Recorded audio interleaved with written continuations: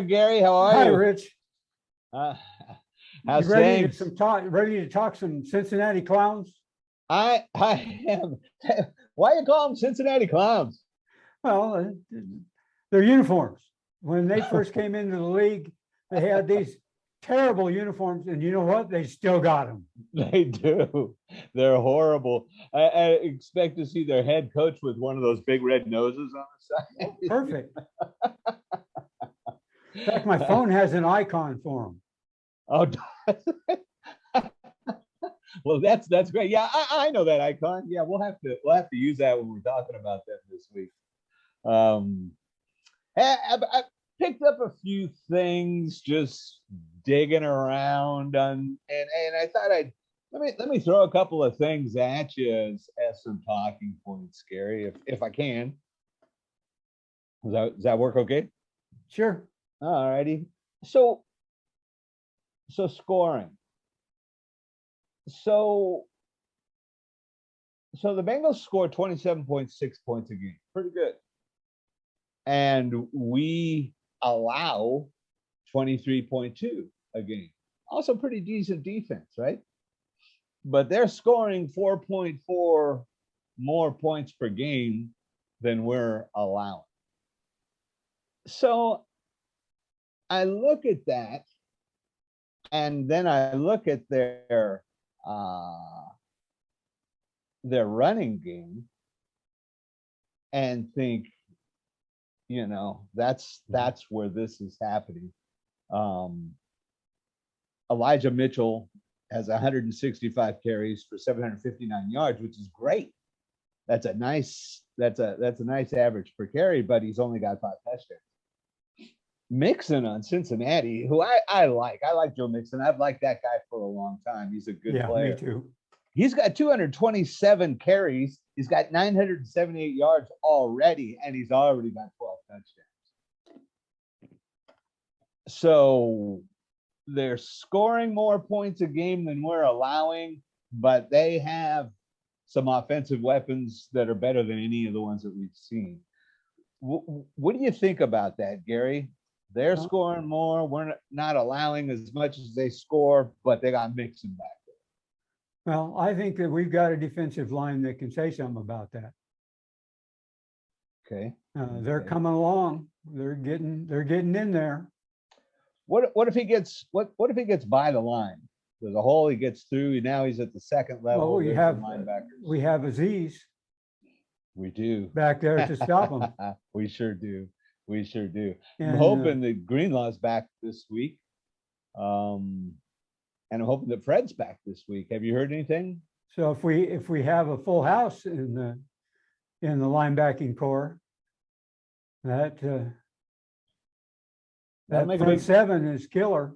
That'll make the front seven is very good when everybody's healthy and we have good defensive coaching. Yep. And boy, this game scares me a lot. We're going to Cincinnati, and they're a good football team. So anyway, that was kind of the well, first. Burrow doesn't look the best. He's still he's sophomore quarterback now. Yeah, and he's having a huge season. Some time on injury last year. I think he missed the last 3 games or something like that. He's a good quarterback. He does a lot of things right, but he's also very young and does some things wrong that we can take advantage of. He's having an incredible year. The guy's going to throw for over 4,000 yards. And he's 259 for 379. I didn't do the math on that. But he's thrown 23 touchdowns. He has thrown 14 interceptions, but I don't think we have a secondary back there that can pick them apart. I think we have a secondary back there that just hopes that they can hand fight and not get called for pass interference. And I think these pass interference it all depends on how the pass rush is doing, doesn't it? It does. Yeah, there's not a secondary around that can stop people if you give them 8 seconds back there, 15 minutes, time for coffee and cigarette and maybe in a beer. But if you make them run for their life, it's going to be kind of hard connecting with those. Yeah. Yeah. I just figure with the running game that they have, their offensive line must be pretty beefy. And I don't watch enough of the AFC Central to really understand what these guys look like. But in video and looking a little bit, they got beat to a pulp last game. They're not going to like that. So by the way, we're coming in to play a game against a team that's 7-5 and just got pounded by somebody. So the Chargers, right? They played the Chargers last weekend. The Chargers beat them up. You should know that. Didn't they play the Chargers last week? I'm pretty sure they did. Well, I watched the game, and nothing really stuck out either side of the ball for me. Yeah. The Bengals got beat up, right? Well, they got beat up score-wise, but they really didn't get beat up on the field. I mean, it didn't look that bad. Okay. They got to Herbert a few times. He had to use his legs. And just, I didn't see any true weaknesses that I think we can get, but I think we can beat them. I'll use the history card. Do it, Gary. Tell me some history. Well, the history card, right here, history card. Okay. There it is. The history card says we've played them 16 times and we lost to them 4 times in that 16 times we've played them. Yeah, we've had their number. I mean, 2 Super Bowls, right? 2 of the 5 Super Bowls were against us. And we've outscored them. The scoring isn't that tight. 373 to 309 total scores. So not a lot different there, considering how many games we played. No, it's just in the win-loss column. Okay, got it. We lost to them first time we played them. Yeah. And then when was that? Lost to them again. That was in 1974. And then again, we lost to them in 1999. Lost to them again in 2004. And lost to them again in 2016. But we beat them the last time we played them. And then we beat them 3 times between the next 2 losses. And then we beat them a whole bunch of times between getting down to the first loss. Okay. So, we've got basically almost a rookie quarterback. And we've got what should be the best pass rush defense line in the league. And it's darn close to it. Oh boy. I don't know. The Ravens have a pretty good defensive line. New England's got a pretty good defensive line. Well, there's a lot of them. Rams have an incredible defensive line. Yeah. But we've got actually 4 guys that are really good at rushing the quarterback, and 2 of them play really good inside. And that's DJ Jones and Eric Armstead. Yeah. Armstead's been playing really well. Got to give that guy credit. He's really picked it up. Yeah. His last couple of games have really been standout games. And we don't talk about Armstead enough, but if he wasn't out there, we'd really be in trouble. So yeah, good point. Thank you, Gary. That's spot on. Well, I'm looking forward to a win. Well, I don't know. Let me toss a couple more things at you here. So Cincinnati is 6-2 against the spread this year, and they're 7-1 overall in games when it puts up more than, this is so strange, in games when it puts up more than 23.2 points. And I just got done saying that the 49ers allow 23.2 points per game. So we allow 23.2 a game, and they're 7-1 when they put up more than 23.2. And how many points a game do we score?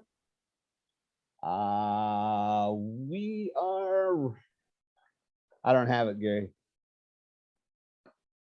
I don't have the season stats. It's more than we give up. Yeah. Oh, wait a minute. Points per game, we're getting 25.3 points per game. Bengals are at 27.6. So they score more than we do, and that's the season. But we hold. How many points does their defense give up? Check this out. Points allowed per game: 23.2 by the Niners, 22.3 by the Bengals. I mean, it's literally that's a win. It's what, 0.7 or something like that. Not much of a difference there. You talk about Burrow, you talk about him being a young guy.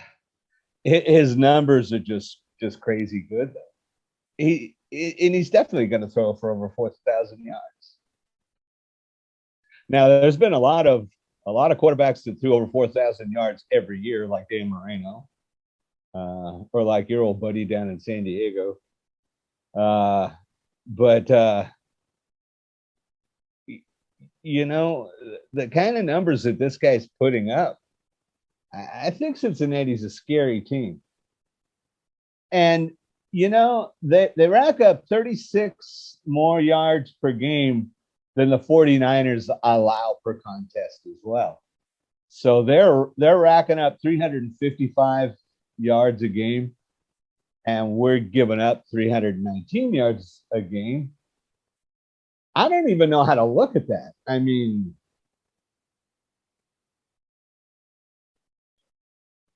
if we keep them under 320 yards, do we win this game?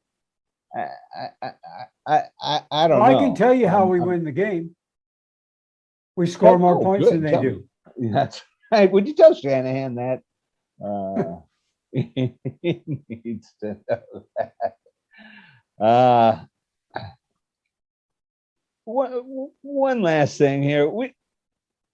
We've turned the ball over 18 times, which is one more than Bengals takeaways. So we've turned it over 18 times, and they've taken the ball away 17. That's not that's an ugly combination right there. Any comments on that one? Well, what's the opposite? Don't have it. You just look for the bad stuff, huh? Nah, look at things that jump out and say, this is going to make a difference. But the spread, even in Cincinnati, even when it's probably going to be real cold and it's not going to be what we used to, Cincinnati's only favored by 1 point. Well, Jimmy's from cold country, and He so is. is Robbie. He is. So that was two of the offensive weapons that had a few problems last week. Yeah, I think it's time for Robbie to hang it up. He's been around. Time to spend a draft pick. It is, and you don't have to spend a high one, right? So, you get in there in the middle somewhere, you can find a good kicker, and it won't break the bank. So, but boy, you can sure win games, man. Oh, man. So, we've talked about Burrow, we've talked about Mixon, and Garoppolo and Elijah Mitchell. Receiving yards is something we haven't talked about, but man, it's almost identical between the top two receivers on both teams.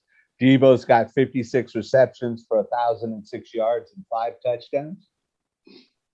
And Chase on Cincinnati has 55 receptions, so just one less for 958 yards, so 48 yards less. But he's got 3 more touchdowns. He's got 8 touchdowns. Well, yeah, but Debo also has a few running touchdowns. He does. He's got 5. Yeah. So Debo's got 10 touchdowns. So that's 2 more, isn't it? Yep, sure is. Sure is. So he's got 5 of each. But is Debo playing this weekend? Well, we don't know, do we? They said he's out too, right? And they said that before last game. So if we don't have him, we rely on him so much. Of course, he was going to get hurt for one thing. You can't have a guy running that many plays and not get some kind of soft tissue injury. But if he doesn't play this weekend, somebody's really going to have to step it up because. Well, if he plays, I don't think we'll have any problems at all. If he plays, I absolutely think we have the advantage in this game. If he doesn't play, then I think it's going to be a fight. I don't think it's going to be a fight. I think we're going to lose. And we shouldn't have to depend on one guy. Well, it's like a balance scale. Yeah. That one guy makes it heavier. Yeah. No, you're right. You're right. It is. The other players we put on there don't carry quite as much weight. No. And if Kittle was out and Kittle was in, it would do the same thing. Yeah. Williams, you're right. Trent Williams was out. If Bosa was out. So there's all of that, that's going to happen. It's not you're depending on that one guy, you're depending on all of the guys. And if one of those guys is out,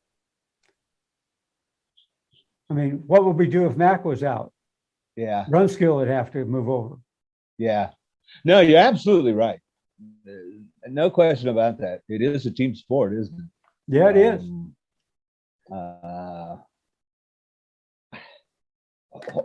Gary, help me out. Why is it that I don't feel like we're playing team football? I like to occasionally see a sack that's a coverage sack. We don't get coverage sacks. They don't happen. Well, it has happened in the past this year. I had a couple of them. Has it? Yeah, there's been a couple of them. Boy, not too many. But the main reason we don't is because we lost JV early in the year. And we were really counting on that this year. Yeah. In order to have that lockdown corner. Yep. That allows a whole different defense back there, defensive backfield. Yeah. Oh, completely different. And they picked up Josh Norman to take his place. It'd be interesting to see him and Josh Norman out there at the same time. Josh Norman's smart. He lost a step for sure. He lost a step for sure. Lost a step or two. And he's always been a handsy guy from what I understand. Yeah. But he's smart. He's been around a long time. He knows the game. He knows, how to pick up coverage, how to roll off of somebody, how to go, cover front and back. The guy's really good. Ferret and him were both out there together. What would that secondary look like all of a sudden? Even though they both back to the game. Back to the game. Ifs and buts were candy and nuts. That's right. We'd all have dentures. So, Rich, injuries. Where are you going to watch the game? Gary, that's a good question. I think I'm going to head downtown Vancouver and watch it at Heathen with about another 149er faithful down there this weekend. Have myself some great food, enjoy some great company, maybe win a little something at the raffle. Hey, and it's a 2-minute raffle now for folks that have been watching for a while. 2-minute raffle is a jersey. So the 2-minute raffle is a good one. And last week we had more people. And last week we gave away some real nice gifts, and we got more. So great place to watch. Hey, Gary, where are you going to watch this? Well, I think I'll be down there too at Heathen Brewery and all that stuff that you'll see at the end of this video. There'll be an address and a phone number. That you can, a name that's too long to remember. Yeah. Not only is it too long to remember, it's too difficult to say. Yes. We got to talk to the other Sonny raffles about are good too. There's a lot of good stuff on that table. You betcha there was a little truck that I wanted. Oh, that kid got it at the end. That kid won. Yeah, that was great. It was nice to see a kid win. And of course, we have our under 12 raffle at halftime. And what's the name of the group that we're with when we're down there? We are with the Niner Empire Vancouver, and we just got a logo.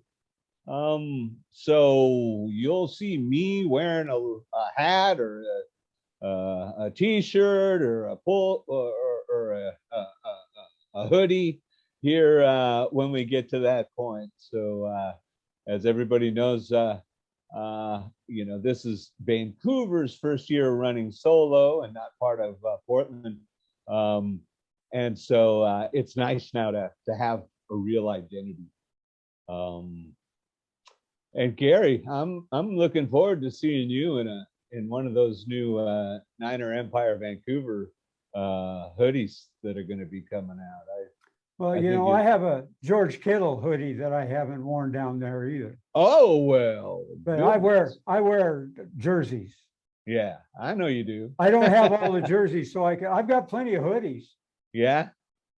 Well, tell you what, your first hoodie is on me. How's that? Okay. And then, but you got to wear it. I'll wear it. And hey, I think it's time to talk about history. Is it? Yeah, this week we want the history to survive. We want to make it 20, what is it? I forgot. Time for the fog. It's a whole bunch. We want to make it 13-4. 13-4. That's right. It was 12-4. So we'll have a history to remember. So we do have a future. And Gary, I love that saying. And you're usually taking us out with that. So you're taking us out of here. We'll see you at the Heathen. Okay, I'll see you at the Heathen. Niner fans, come down. Watch the game with us. We miss you. We love you. Go Niners. Go Niners.